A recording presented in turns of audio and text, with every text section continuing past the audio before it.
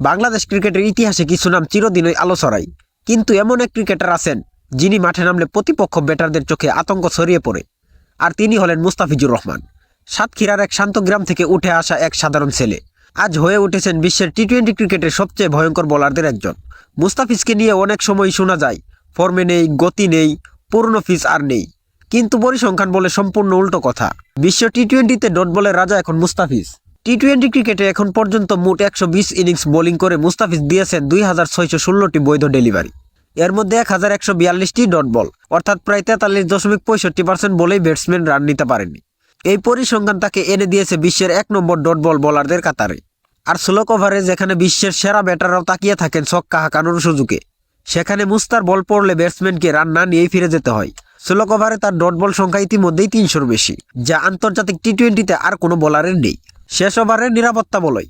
বাংলাদেশ দলের জন্য মুস্তাফিজ শুধু একজন পেসার নন, তিনি এক ধরনের নিরাপত্তা বলয়। স্কোরবোর্ডে রান কম হলেও সতীর্থরা জানেন শেষ ওভারে মুস্তা আছে, ম্যাচটা এখনও আমাদের।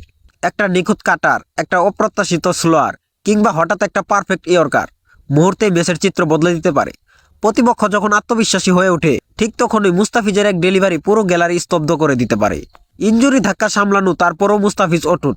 ক্রিকেটারদের কেরিয়ারে ইনজুরি, সমালোচনা, ফর্মহীনতা এসব বারবার আসে। মুস্তাফিজও তার ব্যতিক্রম না। অনেক সময় ইনজুরিতে বাহিরে গেছেন, আবার অনেক সময় সমালোচনার মুখোমুখিও হয়েছেন, কিন্তু একটা জিনিস সবসময় একই থেকেছে, তার ফাইট ব্যাক মাইন্ডসেট। যখনই তিনি ফিরে আসেন, মাঠে আবার প্রমাণ করেন বাংলাদেশের কাটার মাস্টার এখনো অক্ষত, এখনো ভয়ঙ্কর। মাঠের মধ্যে সবচেয়ে ভদ্র মানুষ মুস্তাফিজুর রহমান। পারফরমেন্সের মতোই মুস্তাফিজ আলাদা তার আচরণে। বাংলাদেশের সবচেয়ে ভদ্র ক্রিকেটারের নাম বলতে হলে প্রায় সবাই প্রথমেই মুস্তাফিজের নাম বলে। মাঠের বাইরে সবসময় শান্ত থাকেন, ক্যামেরা দেখলে একটু দূরে সরে যান, কারোর সাথে উচ্চস্বরে কথা বলেন না। এসব আচরণের কারণেই তিনি ক্রিকেটারের পাশাপাশি একজন ভালো মানুষও। তারকা হয়েও কখনো তারকা সুলভ আচরণ দেখা যায় না। ম্যাচ জিতিয়েও কখনো অহংকার করে না। এটাই তাকে আরো অনেক বড় মনের মানুষ হিসেবে পরিচিত করেছে। মুস্তাফিজ শুধু একজন বোলার নন, বাংলাদেশের গর্ব। শোল্ডার দিয়ে নয়, মাথা দিয়ে বোলিং করে। এই কথাটি শুধু মুস্তাফিজের নামেই মানায়। নতুন বল, পুরনো বল, পাওয়ার প্লে, ডেথ, প্রতিটি পরিস্থিতিতে নিজেকে মানিয়ে নেওয়ার তার সবচেয়ে বড় শক্তি।